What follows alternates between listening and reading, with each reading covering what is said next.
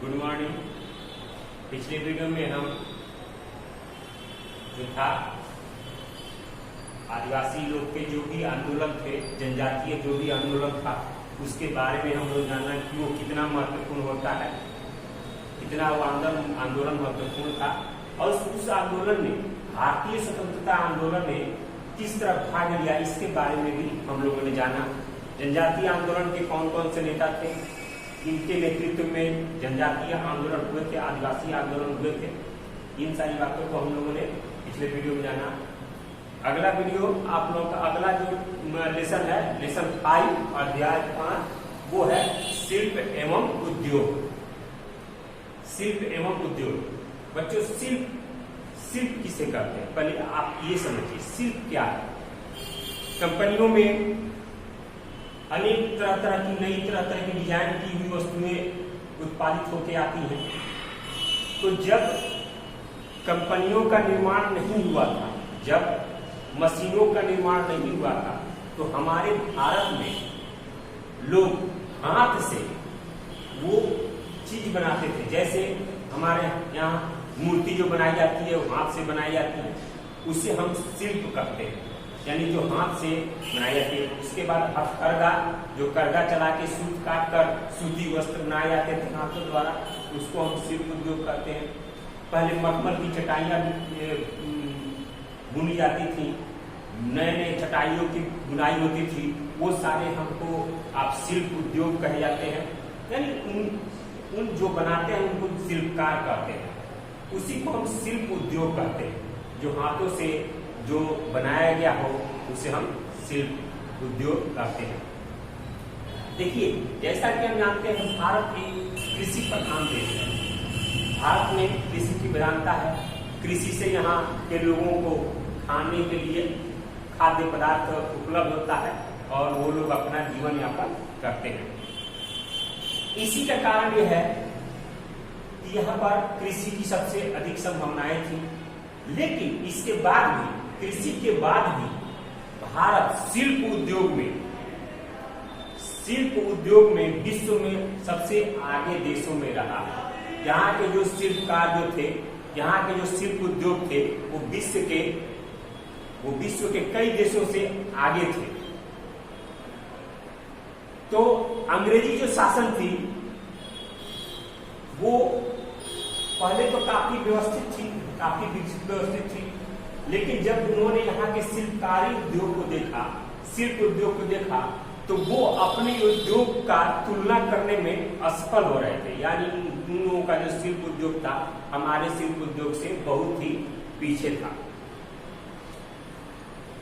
मुगलों के शासनकाल में, जब मुगल साम्राज्य यहाँ स्थापित था, उस शासनकाल में यहाँ के जो शिल्पकार थे उनके द्वारा बनाई गई मूर्तियां, मखमल के चटाइयां, मखमल की और सारी वस्तुएं, सूती वस्त्र की वस्तुएं, सूती वस्त्र, सूती सूत से बुनी गई वस्त्र या और भी बहुत सारे ऐसी कपड़े थी जो यूरोप के अन्य देशों में या अरब के अन्य देशों में बहुत ही प्रसिद्ध थी, बहुत ही ज्यादा उसमें मुनाफा होता था।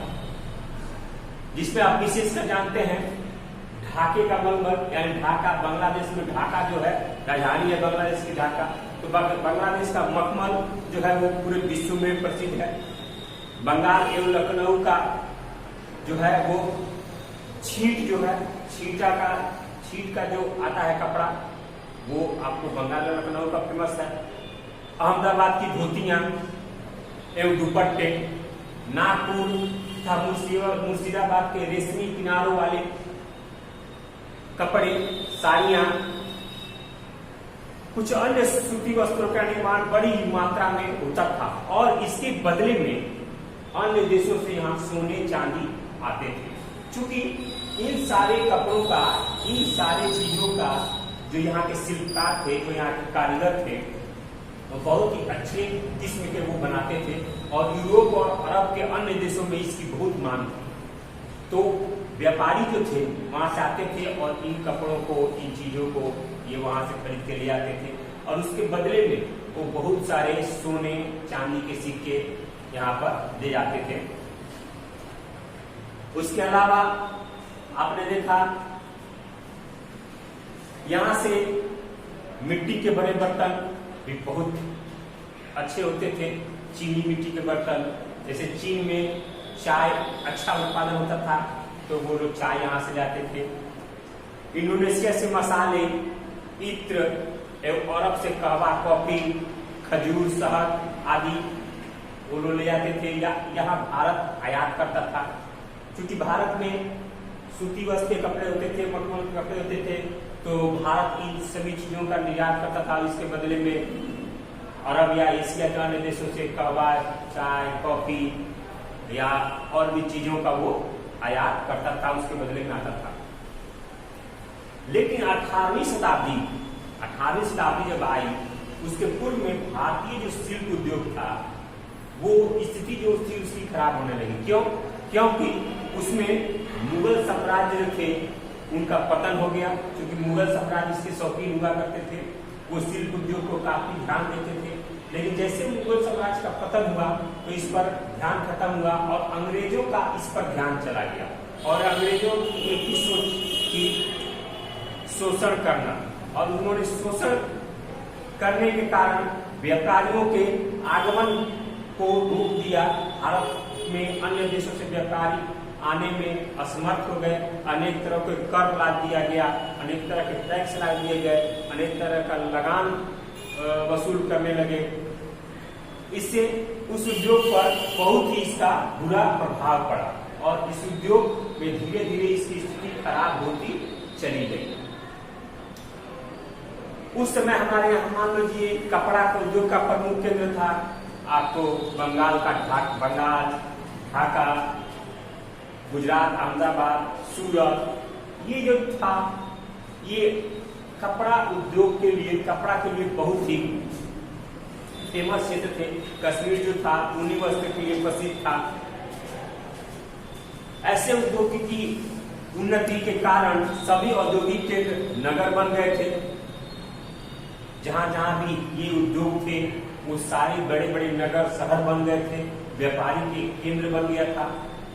इसी कारण से यही कारण था कि अंग्रेजों की नजर इस शिल्प उद्योग पर भी पड़ी। वो उन्होंने क्या किया, अपने देश में जो उनके देश में शिल्प उद्योग थे उनसे यहाँ के भारत में शिल्प उद्योग से तुलना असंभव था। क्योंकि हमेशा उनसे अच्छे किस्म के शिल्पकार यहाँ थे, अच्छे किस्म के कपड़े, सूती कपड़े, मखमल यहाँ पर निर्माण किए जाते थे। जब भी वो अपने देश से ले आते थे यहाँ से, तो उन देशों के बने सामान जो थे, अंग्रेजों के देश के जो शिल्पकार जो बनाते थे, जो बने सामान थे, वो यहाँ से दब हुआ करते थे, यहाँ से अच्छे किस्म के नहीं थे। इसी कारण था कि उन्होंने, अंग्रेजों ने शिल्प उद्योग को निशाना बनाया और यहाँ पर उन्होंने अन्य देशों में निर्यात करने पर पाबंदी लगा दी और अपने देशों में उत्पादन पर पाबंदी लगा दी। और यहाँ से अच्छी किस्म के जो शिल्प उद्योग के जो कपड़े उत्पादन किए जाते थे वो अपने देश में ले आकर उन्होंने धीरे धीरे बेचना शुरू कर दिया और मुनाफा कमाना शुरू कर दिया। तो शिल्प उद्योग पर किस तरह की स्थिति थी ये हम लोगों ने जाना। शिल्प उद्योग क्या है, इसमें कहाँ कहाँ कैसे कैसे क्या होता था ये हम लोग जाना। अगले वीडियो में हम इसके आगे में और विस्तार से चर्चा करेंगे कि शिल्प उद्योग हमारे देश में कैसी स्थिति में अंग्रेजों ने इसके कैसा शोषण किया, आज स्थिति क्या है हमारे यहाँ शिल्प उद्योग की। इसके बारे में हम लोग अगले वीडियो में चर्चा करेंगे, पढ़ेंगे। आज के वीडियो में इतना ही। अगले वीडियो में हम लोग मिलेंगे अगले टॉपिक के साथ। धन्यवाद।